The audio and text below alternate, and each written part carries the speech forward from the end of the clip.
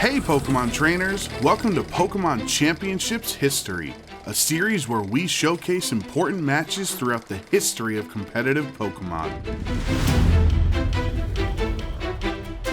It's time to flash back to the 2014 World Championships to relive arguably the most iconic moment in competitive Pokemon history, Sejun's Pachirisu. It may be true that the electric squirrel stole the show at Worlds, but first let's focus on this story's true protagonist, Se Jun Park. From South Korea, Sejun was known as an innovative team builder who performed consistently at the world's largest stage. 2014 was Sejun's fourth consecutive top cut of the World Championships. Certainly one of the game's legendary players. I think that most people in the community around the video game would probably agree that Sejun is the best player who's never won a World Championship. But if Sejun wanted to take home the title this time, he would need to utilize his creativity. Many people think Sejun's team was built around Pachirisu, but it was actually a team revolving around another uncommon Pokemon, Mega Gyarados. 2014 was a new era for VGC with Pokemon X and Y, and the first 3D installment of VGC introduced a very powerful game mechanic, Mega Evolution. Mega Kangaskhan dominated the 2014 metagame with its ability Parental Bond, and Mega Mawile was also picking up momentum before Worlds. Because of the prevalence of physical attackers in VGC, Sejun viewed Gyarados and its Intimidate ability as a great counter that other trainers wouldn't expect. Then once Gyarados Mega evolved, it became surprisingly bulky, and after a Dragon Dance or two, it would become unstoppable. Sejun's team of 6 Pokemon for Worlds is a quintessential example of how to properly team build in VGC. Whether it was Talonflame to hit first and hit hard thanks to its Gale Wings ability, or Gothitelle to endure almost any hit, or Garchomp and Gardevoir to provide valuable chip damage, each Pokemon had a clearly defined role on the team and a way to aid Mega Gyarados on its path to the peak. With those 5 Pokemon on the roster, how did Sejun decide on the final slot for his Worlds team? To answer that, we have to look back at Sejun's previous team at Worlds. At the 2013 World Championships, Sejun lost in top 8, but there were 2 major influences on his team, Marowak and Magmar. By no means were these 2 Pokemon staples in VGC, but they provided Sejun's team a specific type of support needed for success. Marowak had the Lightning Rod ability, which redirected electric attacks away from his Jellicent and Tornadus, and Magmar used the move Follow Me, which was another way to redirect attacks from key targets. How could Sejun combine both electric immunity and Follow Me with only 1 slot left on his team? The answer was Pachirisu. Many trainers were aware of the support Pachirisu could provide to a team, but Sejun was the trainer who fully realized its potential as the ultimate teammate.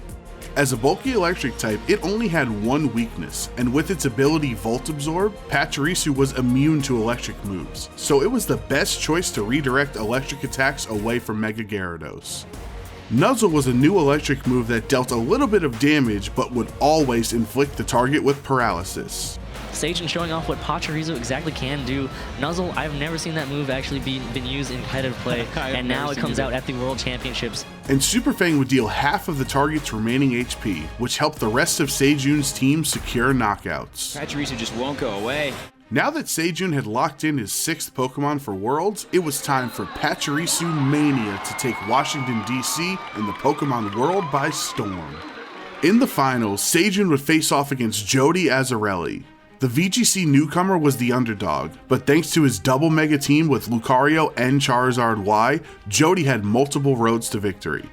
Jeudy wished to be the home country hero and give the US a 4th title in VGC's top division, but the crowd was rooting for the little Pachirisu that could to be the hero of this story.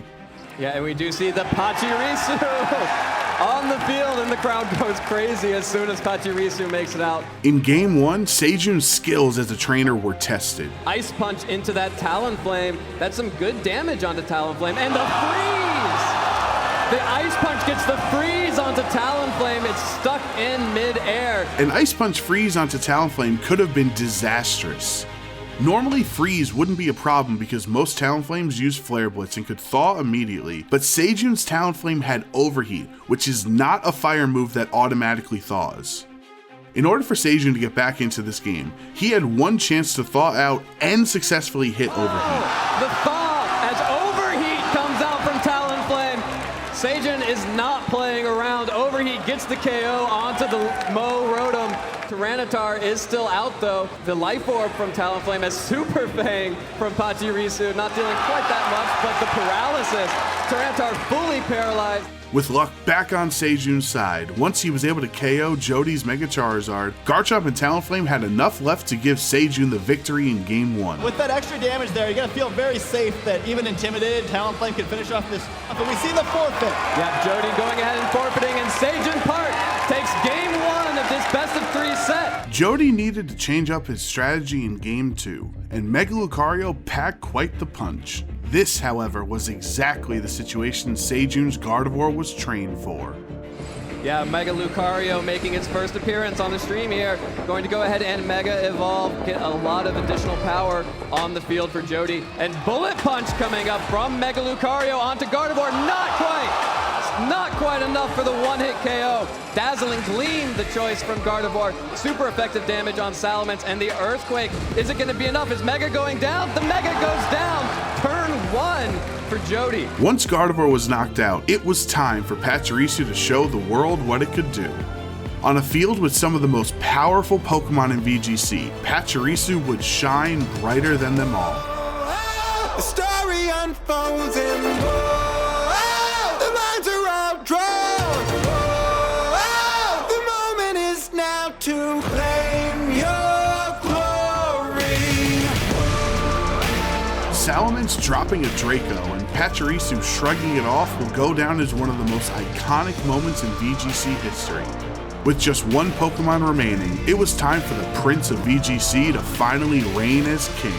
Pachirisu is not going to do any of that. It's going right on the offensive. Super Fang going to take away half of Mo Rotom's health. Dragon Claw right back after a critical hit! A critical hit, and Sejun Park takes down Mo Rotom, and Sejun Park is your 2014 Pokemon World Video Game Champion in the Masters Division. The crowd is on their feet. Let's hear it for Sejun, everybody.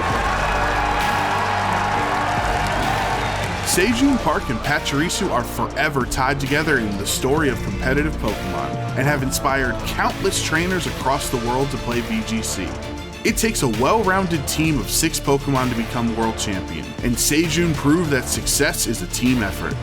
Se Jun's lasting impact is not that Pachirisu was the greatest Pokemon ever, but instead it was a great Pokemon for the role he was looking to fill. Thank you for watching, and let us know some of your favorite moments in VGC history by using the hashtag PlayPokemon.